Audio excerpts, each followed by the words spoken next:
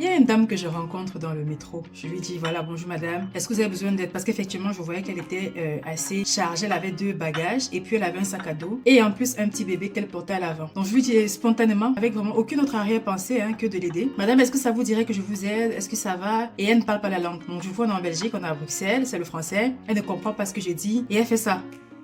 Et j'ai dit, attends, je vais parler en anglais. Excuse me, do you need help? Ah, thank you. No way, it's okay, it's okay. Et puis elle fait next stop. Elle descend. Donc du coup, je me dis, ok, ça va, bon. Et le next stop, effectivement, on annonce et donc le métro s'arrête et les gens sortent normalement. Et à la dame de venir vers moi, c'est bon, c'est à nous, sortons. Je la regarde, je dis, I don't understand. And she said, come, come. Je vous assure, j'ai eu quoi? 5 secondes de réflexion. Je sais pas ce qui m'a poussé. Je me lève, comme une force invisible qui me tire vers la dame. Elle a quel âge quand je la regarde comme ça? Elle peut avoir 50-55, pas plus. D'apparence assez fatiguée, une femme qui n'a pas dormi depuis longtemps, qui passe par des moments difficiles. Elle a la mine vraiment affaissée. Je sais pas ce qui m'a pris, j'étais assise comme ça.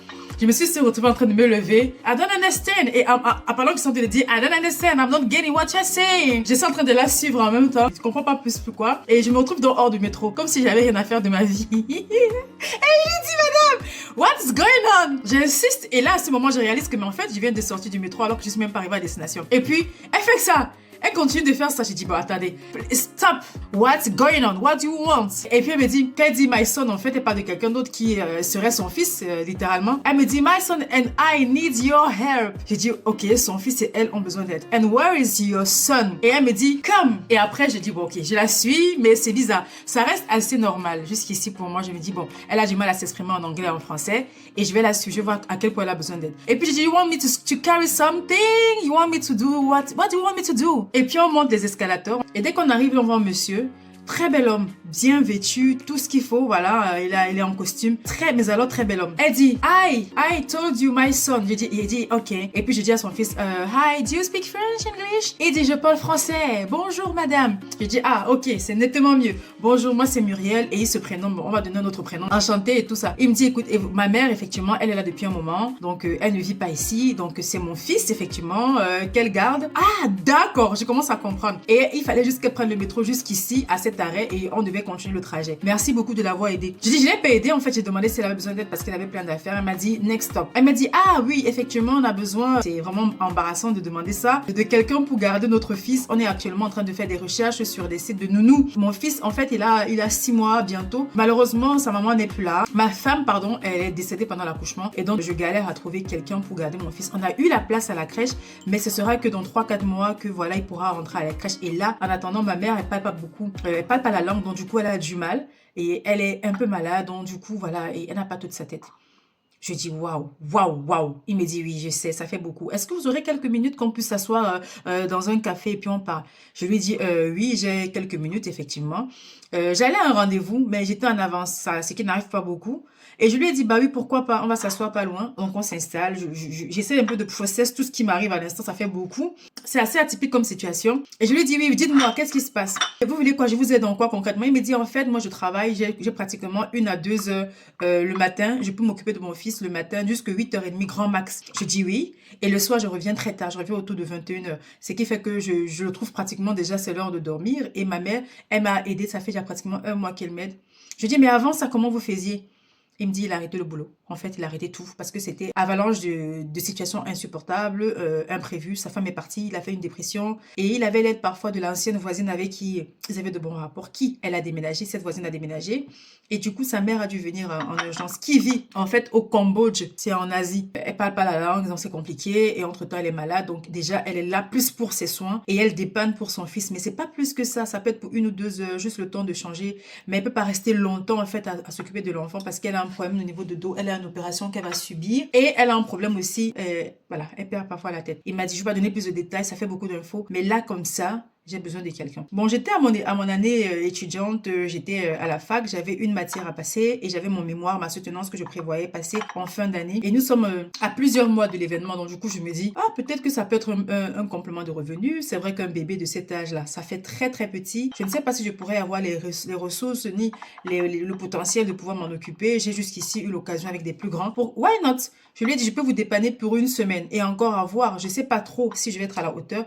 Il m'a dit, merci beaucoup, il s'est levé, il m'a pris la main, du coup, la main droite, il la serre, il me dit vraiment merci beaucoup. Et j'ai dit non, en fait, c'est que je propose comme ça, mais je suis même pas sûre que je vais pouvoir faire le job. Mais je vais pouvoir poster votre annonce sur les réseaux de nounou, nanny, assistante maternelle, tout ce qui touche l'enfance. Il m'a dit merci. Et donc, il a pris mon numéro. J'ai dit, je dois vous laisser parce que là, j'ai beaucoup de choses à faire. Je commence à être en retard alors que j'étais en avance. Et on a échangé de numéro. Et plus tard, on s'appelle dans la journée. Il me dit, madame, excusez-moi, je vous rappelle parce que vous m'avez promis de faire des recherches et tout. Je lui dis oui, mais je propose qu'on se revoie posément. Je vais vous montrer les sites où je compte poster l'annonce et vous allez me dire exactement ce dont vous avez besoin.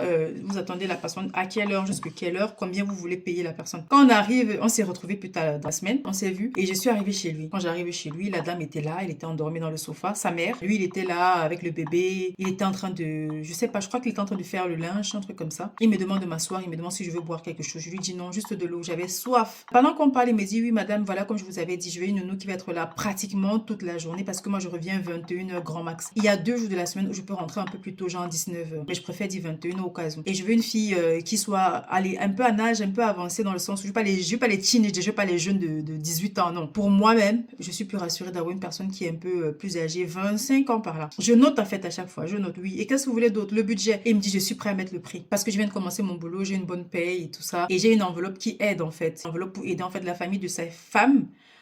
Parce que elle est partie prématurément, ils ont donné une enveloppe pour aider. Ils sont très loin, donc il y a personne d'autre en fait. Et même les gens qui sont là peuvent aider juste vite fait pour le week-end, 1 heure, 2 heures, mais pas vraiment de façon ponctuelle, récurrente. Et il me dit, c'est ça mon annonce, il était prêt à payer, je crois 15 € de l'heure. S'il faut aller plus loin que ça, il le fait. Donc c'est s'occuper du bébé, s'occuper vraiment de donner à manger, vraiment tout ce qu'il faut toute la journée, à partir de 8h30 jusqu'à 18h, 2 jours par semaine, et le reste c'est jusque 21h. Et la personne même peut coucher sur place parce qu'il y a une chambre de disponible, mais vraiment c'est à l'aise quoi. Je prends l'annonce, je mets ça sur, je crois 2-3 sites sur le moment. J'ai posté, j'ai dit je me charge de recevoir les appels parce que vous êtes au boulot, c'est compliqué, mais je sais plus ou moins ce que vous voulez. J'arrange les rendez-vous pour les week-ends, comme ça quand vous êtes là, je peux venir et vous passer les entretiens. On va pas aller à plusieurs entretiens. Je crois qu'au bout de, je sais pas, peut-être 5, vous avez au moins déjà une personne qui pourra passer parce que je pourrais pas vous organiser ça tout le temps en fait. Il me dit oui. Le moment vient, il se dit je m'y connais pas, je voudrais que vous soyez à côté. Je dis je serai là. Et je suis là. On passe une première personne qui parle très bien l'anglais, très bien le français. En fait, je lui dis vous savez, vous pouvez avoir une personne qui fait d'une pierre deux coups. Vous pouvez avoir quelqu'un qui s'occupe de votre mère et de votre enfant. Mettez juste un peu plus et ça sera faisable. Comme ça, votre mère, elle a quelqu'un qui peut s'occuper aussi d'elle parce que sa maman, elle a mal au dos, elle a du mal à se mouvoir. Elle a parfois des moments où elle perd la tête. Donc, ça pourrait être aussi bien. Comme ça, votre maman n'a pas besoin de rentrer aussitôt au Cambodge. Il me dit, bah oui, c'est vrai. On explique qu'effectivement, on veut quelqu'un de... Je rectifie dans l'annonce quelqu'un de bilingue idéalement, qui parle bien l'anglais, le français et qui peut s'occuper d'un bébé, d'une personne âgée. Mais on mettait plus en avant le bébé parce que c'était la priorité. On tombe sur une dame qui, elle est très partante. Elle a l'expérience avec les personnes âgées, avec les bébés. Elle est disponible pour 3 mois parce qu'on avait besoin de quelqu'un pour 3 mois parce que vous vous rappelez au début de l'histoire, je vous ai dit comme quoi la personne, c'est ce monsieur Olivier T-shirt avec son fils qui rentrait à la crèche dans 3-4 mois. Donc c'était parfait. Et la dame me dit mais comment ça vous êtes qui en fait pour la famille? J'ai dit c'est une amie de la famille et je m'occupe du recrutement. Et la dame me dit voilà, si jamais j'ai des questions à qui je pose, à vous et au monsieur. J'ai dit non monsieur, c'est lui qui est votre patron, c'est lui qui vous paye, hein. C'est lui qui demande après une personne qui s'occupera de sa maman et son fils. Donc moi je suis juste l'intermédiaire, mais ce sera tout pour le recrutement. Et après ça, non. Elle m'a dit ok. Et pour la paye, vraiment, je suis intéressée. C'est pour savoir quand est-ce que vous payez, est-ce que c'est en début de mois et est-ce qu'il y a une période de décès. J'ai dit oui, toujours. Il y a 14 jours de d'essai. En fait, je suis devenue responsable de RH en espace de quelques jours. Et le monsieur était très content. Il a trouvé effectivement quelqu'un. C'était pas la dame là en question, c'était quelqu'un d'autre qui répondait plus aux critères et avec qui il avait plus le feeling. J'ai pas fini. L'histoire n'est pas finie. Attendez. Donc justement, la personne, elle passe l'entretien, ça se passe bien, ça rigole. Le monsieur dit non, je crois que j'ai trouvé la personne qu'il me faut. J'ai dit bien. Et il me dit merci beaucoup, vraiment, je ne saurais pas quoi. J'ai dit non, c'est pas un problème. Franchement, je suis tellement, c'est une expérience que je crois que toute ma vie, je m'en souviendrai. Je pensais même pas un jour passer une expérience pareille, mais c'est avec plaisir. On garde contact, donc des fois, c'est des petits coucous vite fait, prise de nouvelles. Il m'envoie les photos du bébé, le bébé se porte bien. Et un jour, je dis je vais passer salut. Écoutez, je passe vous faire un coucou et je vais faire un petit gâteau. Ok. Et quand j'arrive là chez lui, je vois la dame qui justement travaillait pour lui. Elle n'est pas en tenue de travail, quelqu'un qui est chez lui autant pour moi, quelqu'un qui elle faisait à manger. Ça m'a pas choqué au départ. Je me suis dit Et quand le monsieur rentre, elle court le saluer, elle fait la bise avec beaucoup de allez, comme deux amoureux. J'ai dit il y a un truc qui cloche là. J'ai loupé un épisode et le monsieur me dit ah oui, au fait Muriel. Je venais t'annoncer quelque chose. Il dit allez, vas-y. J'ai dit oui, vas-y, je t'écoute. Voilà, je me suis doutée. Il me dit, en fait, avec Éléonore, les choses sont passées super bien et maintenant on est en couple. Et vraiment, comme quoi, d'une pierre deux coups, voilà. Il m'a expliqué en gros que le courant était vraiment bien passé avec le bébé, avec sa mère et lui, et avec elle, ils se sont bien... Voilà, ça faisait 3 4 mois, hein. Ils sont en couple. J'ai dit, écoutez, bah là, je suis contente pour vous. Franchement, je ne pouvais pas espérer mieux. Avec ce qui vous est arrivé, je suis contente. Donc, il s'est mis en couple avec, et du coup, elle travaillait plus pour lui comme étant femme de ménage, babysitter, aide à domicile, mais elle était avec lui maintenant comme étant sa compagne. Quelques mois encore plus tard, pour la fête de Noël, je vois sur son profil 2 mains avec la bague sur la main de la fille. Et j'ai dit, attends, attends, attends, attends. Je l'appelle, il me dit, oui, c'est effectivement ça. Et je t'avais appelé parce qu'on se tutoyait finalement. Tu n'avais peut-être pas vu mon message. J'ai dit, non, j'ai pas reçu. Il me dit, si, je t'avais envoyé. Écoute, c'est pas grave. Quand on se verra, tu pourras voir l'alliance et on pourra te raconter. J'ai dit, bah, avec plaisir. Et quand je me retrouve chez eux, donc quelques jours après, pour le repas, il m'annonce officiellement, elle me montre aussi et elle me dit, elle aimerait que je sois l'une de ses demoiselles d'honneur et tout. Je dis, ah, waouh, waouh. Elle me dit, oui, c'est parce que c'est toi qui as permis qu'on se rencontre, gna, gna, gna. Et c'était une belle histoire. Donc, ils se sont mariés, je crois, 1 an après. Elle a adopté cet enfant, il s'est marié avec elle, ils ont aménagé ensemble finalement, oui, forcément. Et la maman est restée. Elle s'est fait opérer et puis il a dit, écoute, moi, ta maman, elle peut rester pour le moment avec nous. Mais elle était en soins, donc elle faisait 1 mois à la maison, 1 mois en soins, un peu comme une sorte de traitement qu'elle suivait et elle revenait et puis elle était prévue pour rentrer au Cambodge parce qu'elle disait, bah oui, ma vie c'est là-bas. C'est une histoire qui est arrivée il y a des années, mais je m'en souviens, je dis comme si c'était hier. Et je viens de, en fait, en m'apprêtant, parce que ouais, je suis en train de sortir, et je me suis dit, allez, je vais raconter ça à ma communauté. Et voilà, spontanément, j'ai allumé ma caméra. Et j'ai dit, allez, ça va sortir comme ça va sortir, mais je la partage avec vous, cette belle histoire qui sort de l'ordinaire, mais elle est tout aussi magnifique. Une autre anecdote encore que j'aurais peut-être une autre fois, je raconterai, mais ça reste une belle histoire quand même, hein. Monsieur Olivier avec Éléonore, c'est des personnages fictifs. C'est des prénoms, pardon, fictifs. Donc, je ne vais pas donner leur vrai prénom. Il n'en est pas question. Et effectivement, c'est pour juste dire que dans la vie, quand on sort de chez soi, on prie, on recommande la journée à Dieu et on dit, Seigneur, je voudrais être une aide, quelqu'un qui a besoin de moi ou quoi. D'être juste au bon endroit au bon moment. Bizarrement, finalement, c'est pas bizarrement, c'est que c'était prévu. J'étais en avance à mon rendez-vous. Si j'avais été en retard, je n'aurais pas été disposée, disponible pour aider cette dame-là. Quand je la vois, je dis toujours, next stop. Et on rigole. À chaque fois, j'ai dit next stop.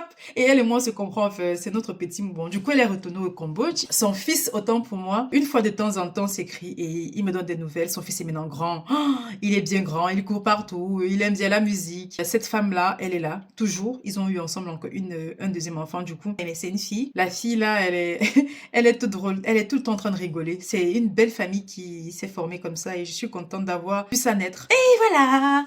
Une bonne journée ou soirée ou nuit, dépendamment de l'heure à laquelle vous allez écouter cette histoire. Bisous, bisous, au revoir.